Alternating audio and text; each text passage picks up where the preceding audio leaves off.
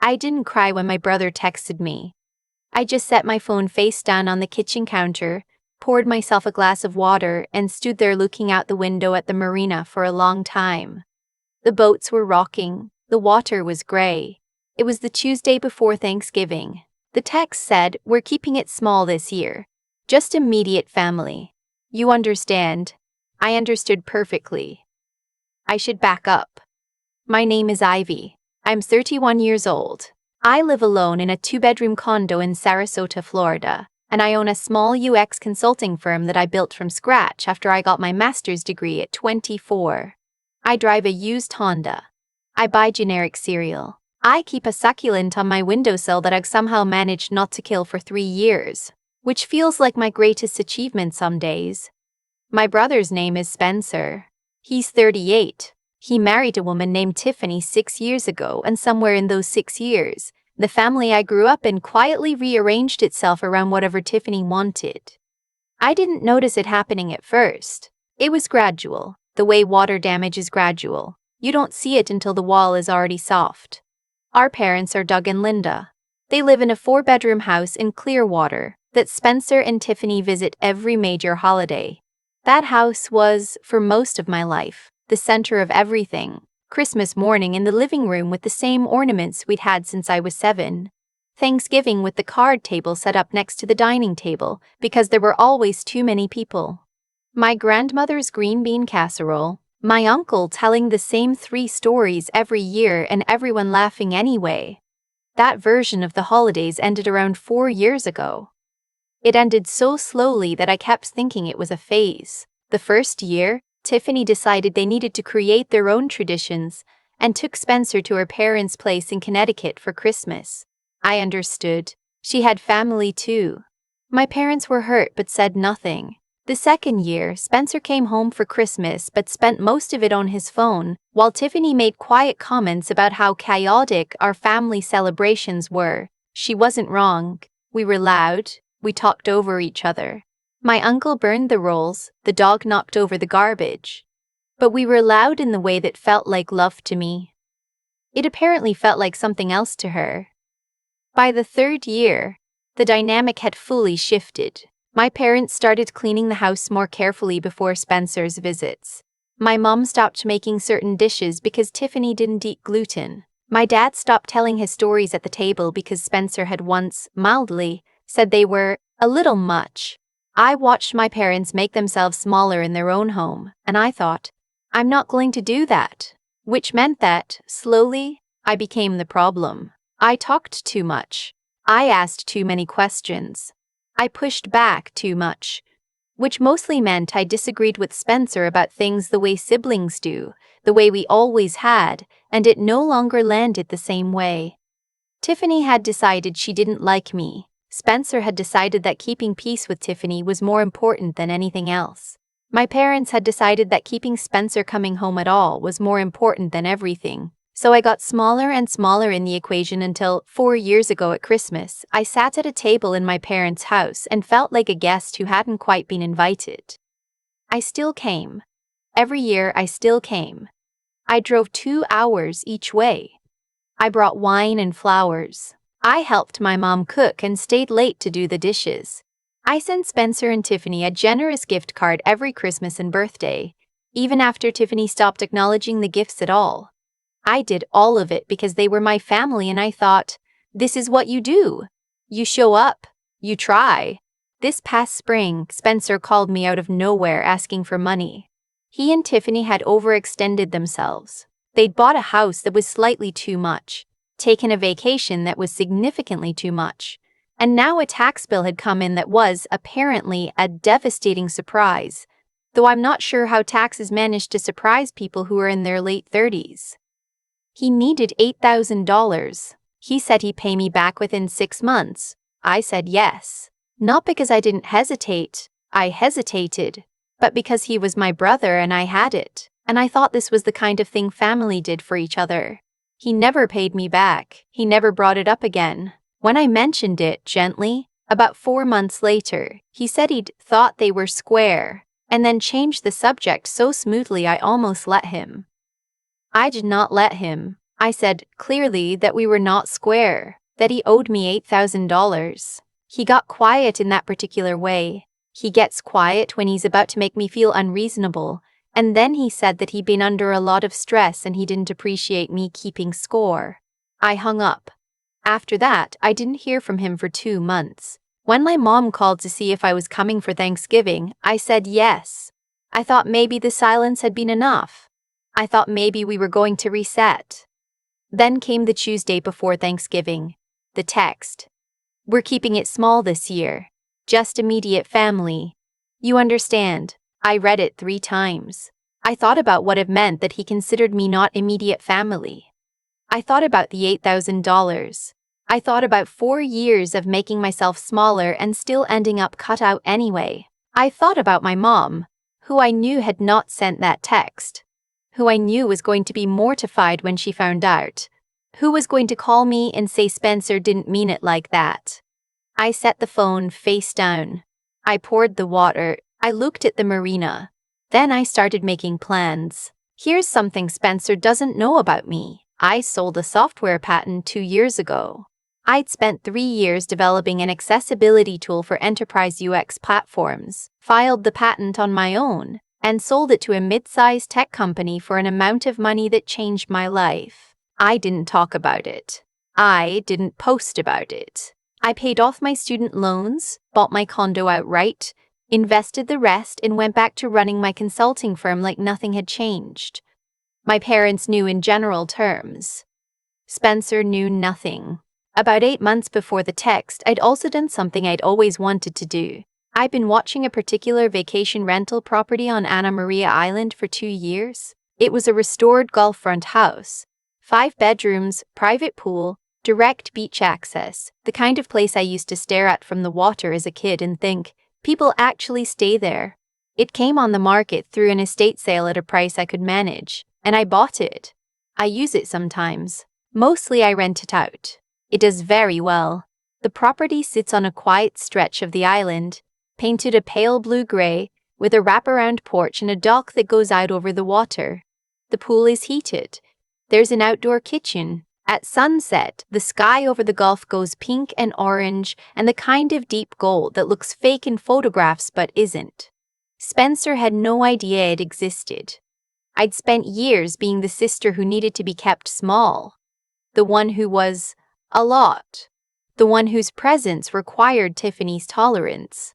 But I'd also spent those same years quietly building something. I hadn't been performing humility. I'd just been living my life without feeling the need to justify it to people who didn't care anyway. Now I had a 5-bedroom Gulfront house, a long Thanksgiving weekend, and no plans. I thought about who had been cut out over the years, not just me. There was my cousin Pam, my dad's niece, who had 3 kids and had stopped being invited to family things after her divorce 2 years ago because Tiffany found her depressing. Pam was one of the funniest people I knew. Her kids were great kids.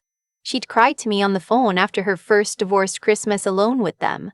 There was my Aunt Rosie, my mom's sister, who had been slowly edged out after she'd made one remark at Easter that Tiffany took personally. I hadn't even heard the remark. Nobody had. But Aunt Rosie stopped being invited to things, and my parents, afraid to upset the arrangement, had gone along with it. There was my old friend Gwen, who was more family than most of my actual family. I'd known her since 2nd grade, and who had her own complicated Thanksgiving situation involving an ex-husband and a custody schedule that left her solo on the holiday every other year. This was one of those years. And there was my grandmother, not the one who used to make the green bean casserole. She passed 4 years ago.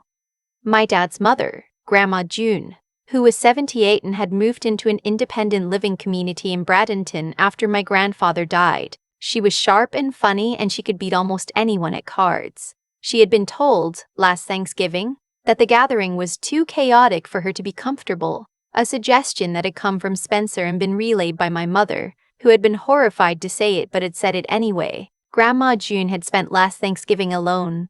She'd told me on the phone, matter-of-factly, without complaint, the way she told me most things.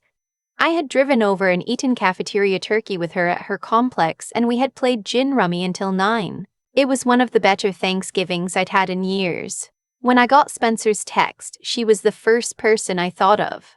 I called her.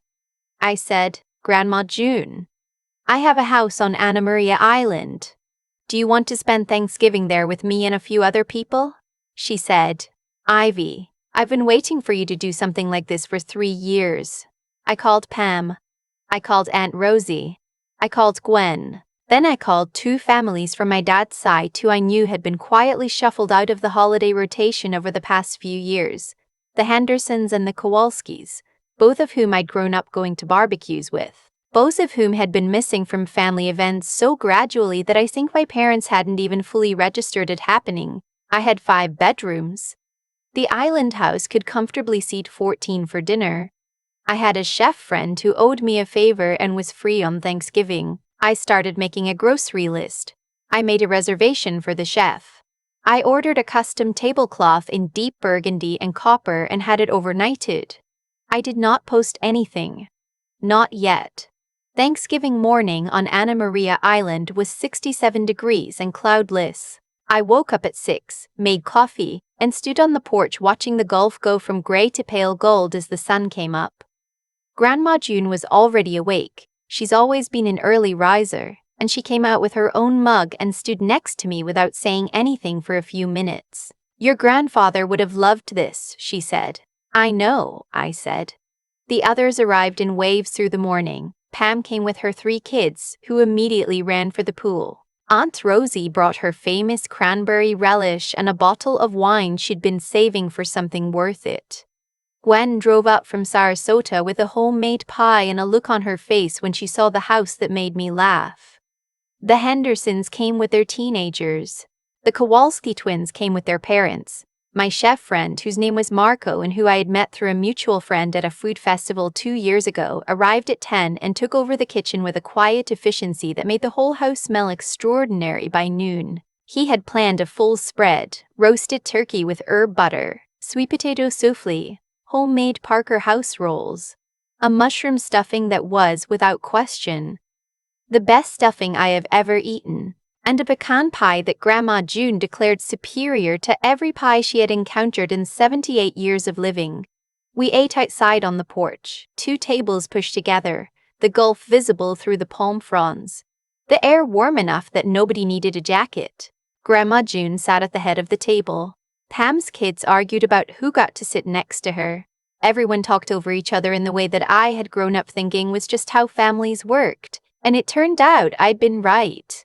After dinner, Pam and I sat on the dock with our feet hanging over the water while the kids ran in the yard behind us. "I forgot what this felt like," she said. "Me too," I said. "I took pictures. Not performatively, I took them the way you take pictures of things you want to remember." The table set up with the burgundy cloth. Grandma June laughing so hard she had to put down her glass. Pam's youngest asleep in a beach chair with a napkin still tucked in her collar. The sky going pink over the water. Later, around 8, when the kids were starting to flag and the adults were on their second glass of wine, Gwen said, "Can I put some of these on my Instagram?" I thought about it for about 4 seconds. "Sure," I said. "Tag me." I woke up the next morning to 41 text messages, 1 voicemail from a number I didn't recognize, and a missed call from my mom. I lay in bed and looked at the ceiling for a moment. Then I got up, made coffee, and called my mom back first. She had seen the pictures. Spencer had seen the pictures. Apparently Tiffany followed Gwen, which I hadn't known and found genuinely funny. My mom's voice was careful, the way it got when she was trying to express something complicated without picking a side. "It looks beautiful," she said. "I didn't know you had a house there."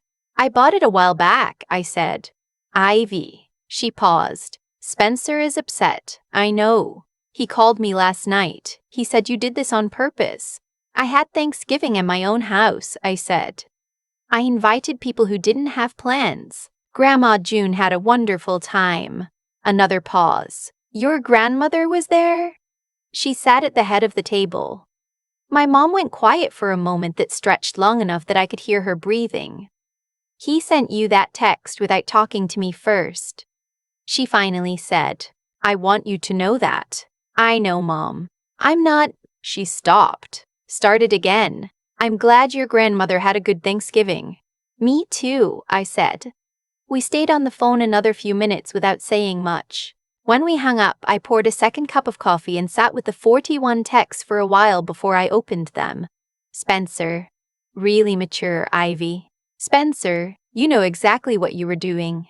Spencer, Grandma June is 78. She should not be traveling without someone coordinating with the family. Spencer, I can't believe you involved Aunt Rosie. Spencer, call me back. Spencer, seriously, Ivy. Call me back, we need to talk about this. Spencer, I know you think this is some kind of statement, but you're just embarrassing yourself. There were more. I scrolled through them without responding. There were texts from cousins I barely spoke to, from an aunt on Tiffany's side who had somehow gotten my number, one text from Tiffany herself that said only wow and then nothing else, which I thought was actually admirably efficient. The voicemail was from my dad. He said, Ivy, it's Dad. I saw the pictures. The house looks really special. I hope we can all talk soon. His voice cracked a little on the last word. I listened to it twice. I called him back. He answered on the first ring. Dad, I said. I'm sorry you weren't there. I should have been, he said. I know that. We talked for an hour. It was the longest and most honest conversation I'd had with my father in 4 years. I'm not going to recount all of it. But at one point he said, quietly, your grandmother told me it was the best Thanksgiving she'd had in a long time. And then he didn't say anything else for a moment, and neither did I. 3 weeks after Thanksgiving, I got a call from Spencer. Not a text, an actual call, which surprised me enough that I answered. He wanted to talk about the $8,000. He'd been thinking, he said, and he realized he hadn't been fair about it. He wanted to make it right. He was going to send me a check. I told him I appreciated that. Then he said, I also wanted to talk about Christmas. Tiffany and I were thinking we'd do a bigger gathering this year. More inclusive. I know it's been a weird few months. I waited. We were thinking maybe we'd rent a place, he said. Somewhere with enough room for everyone. I was actually wondering if you had availability at your place on the island. I let this island sit for just a moment. I'll have to check, I said. That weekend tends to book up pretty far in advance. Which was true. It was already booked. By me, for me, and for a Christmas gathering I was already planning, involving Grandma June and Pam's kids and Aunt Rosie and Gwen and the Hendersons and the Kowalskis and whoever else wanted to drive down to Anna Maria Island and eat Marcos fruit and watch the sun go down over the Gulf. I didn't say any of that. I just said I'd check. Okay, Spencer said. There was something in his voice that I hadn't heard in a long time. Not quite humility. Spencer doesn't really do humility, but something adjacent to it.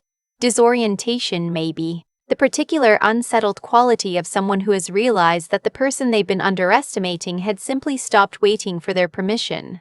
I'll let you know, I said. After I hung up, I sat on the porch for a while. The water was calm. The afternoon light was coming in at that low winter angle that makes everything look like it's glowing from the inside. A pelican landed on my dock and stood there for a minute like it owned the place. I didn't check my phone. I didn't draft a response. I just sat there in a house that was mine, in a life I had built without asking anyone whether I was allowed to have it. The check from Spencer arrived the following Tuesday. All $8,000. No note. I deposited it. Bought a new dining table for the island house, a long farmhouse-style one, solid walnut, the kind that seats 16 easily. I've been thinking about getting one anyway. We were going to need the room. Christmas was 6 weeks away, and I already had 12 confirmed RSVPs. I've thought a lot about what actually happened that Thanksgiving.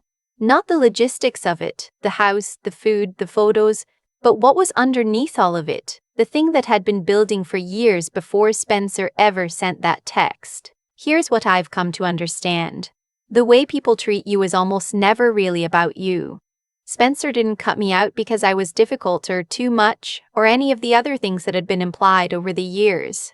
He cut me out because it was easy to, because I'd made it easy by always coming back, always showing up, always swallowing the discomfort and trying again. When you absorb mistreatment quietly, you accidentally teach people that it costs nothing. That was on me as much as it was on him. I don't say that to take blame I don't deserve. What he did was wrong.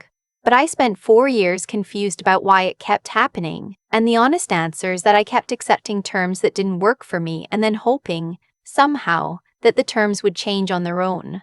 They don't change on their own. They never do. What changed things wasn't the house. It wasn't the patent money or the island or any of the external things. What changed things was the moment I stopped performing patience I didn't actually feel and started making decisions based on what I actually wanted. That's it. That's the whole mechanism. I wanted to spend Thanksgiving with people I loved. So I did. I didn't ask permission. I didn't wait to see if I'd be invited somewhere. I just built the thing I wanted and opened the door. Grandma June spent last Thanksgiving alone in a cafeteria. This year she sat at the head of a table on the Gulf and declared a stranger's pecan pie the best she'd ever had. That didn't happen because I was clever or strategic. It happened because I finally stopped asking whether I was allowed to have something good and just went and made it. The $8,000 Spencer owed me. I want to be honest about that. Part of me was angry about it for longer than I let on.